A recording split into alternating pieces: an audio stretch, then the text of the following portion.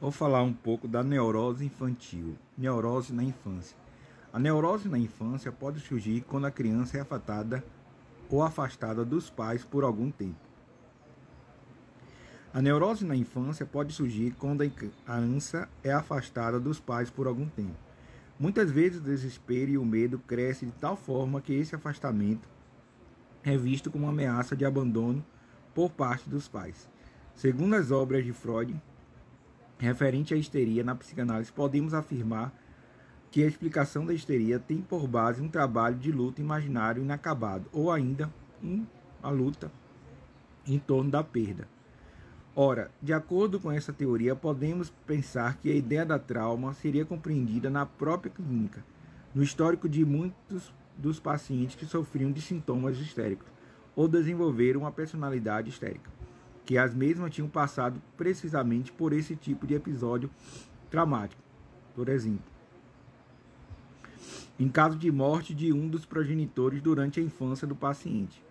Podemos ainda remeter para o campo edipiano, em que a histeria será provocada pelo triângulo formado em torno da família, mãe, pai, filho, neto, pois o complexo de Édipo ou complexo de Eletra é formado numa fase de desenvolvimento da criança, em que aparece de forma mais clara as funções sexuais vivenciadas da forma simbólica. No entanto, quando a criança passa pela situação de luto, um dos progenitores, esta fase de desenvolvimento sofre alterações na medida em que é vivida no âmbito até de um luto que pode levar à formação de um trauma, a perda e o trauma. O que podemos dizer acerca da perda e do trauma é que o trauma é inerente à perda, uma vez que pode ser desenvolvido no desenrolar de um luto. Nos dois casos falamos de elaboração, contudo de forma diferente. De forma muito geral, a construção do luto refere-se à retirada do investimento pulsional do objeto e sua distribuição no eu e em outros objetos, que não é feito sem ambivalência e conflito com o objeto perdido. Já a elaboração do trauma refere-se à ligação de seus traços, mantidos estáticos e dissociados a outro elemento do psiquismo, sejam eles afetos ou representações. A perda também põe para o sujeito uma espécie de enigma, que, por ponto de vista econômico, é traumático, inclusive pelo excesso pulsional que provoca. O trauma em si, pelo excesso, já produz esse enigma.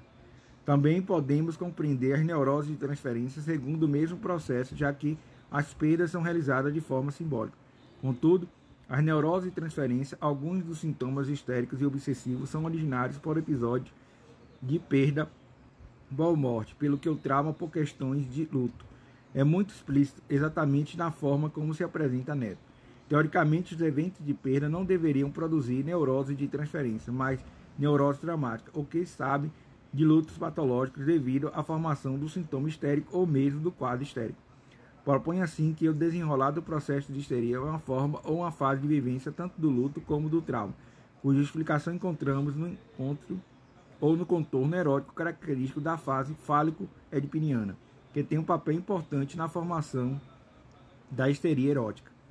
Contudo, interessa destacar que toda situação traumática, justamente por causa de um sentimento máximo de desamparo, pode fazer a criança responder tanto em decorrência de situações traumáticas mais antigas, talvez mesmo originárias, e então possível supor que a vivência atual do trauma pode produzir neurose de transferência, pelo fato de topor e de forma muito intensa um enigma, como já foi indicado.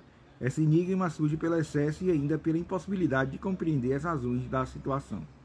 Conclusão. Os estudos acerca da neurose infantil permitem que possamos compreender a sua origem no medo do abandono inerente à construção da personalidade da criança. Esse medo, ou ameaça constante, leva a que a mesma desenvolva um trauma baseado no desespero da perda. Em casos extremos, a neurose poderá assumir contorno de histeria que poderá tornar-se difícil de compreender. Falamos um pouco da neurose infantil, psicanálise e neurose infantil.